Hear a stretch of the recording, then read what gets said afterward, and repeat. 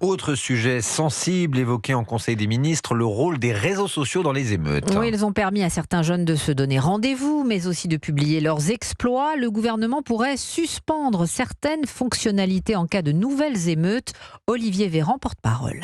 Le gouvernement a fait un appel ferme aux plateformes numériques pour que des contenus qui pouvaient accentuer les violences soient retirés dans les meilleurs délais et pour lever l'anonymat là où il y avait des délits qui étaient commis de manière à ce que personne ne puisse considérer que parce qu'il est derrière son écran, il peut écrire, organiser ou faire n'importe quoi. Ça peut être des suspensions de fonctionnalités, comme ça a pu être le cas.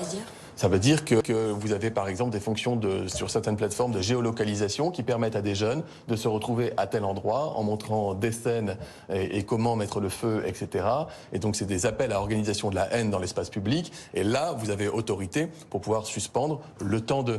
Alors Baptiste Morin, cette idée de réguler les réseaux sociaux dans certaines situations, est-ce que c'est vraiment envisageable ? Ça semble assez compliqué. La question de la levée de l'anonymat, c'est un serpent de mer et il est bon de rappeler qu'aucun internaute est vraiment anonyme. Tout le monde utilise un pseudonyme, en tout cas peut utiliser un pseudonyme, mais tout le monde peut aussi être retrouvé via son adresse IP qui est un peu l'identité de la ligne internet que l'on utilise. L'idée principale qui émerge ces derniers jours, c'est la dernière évoquée par Olivier Véran, celle qui consiste à désactiver une fonctionnalité sur un réseau social.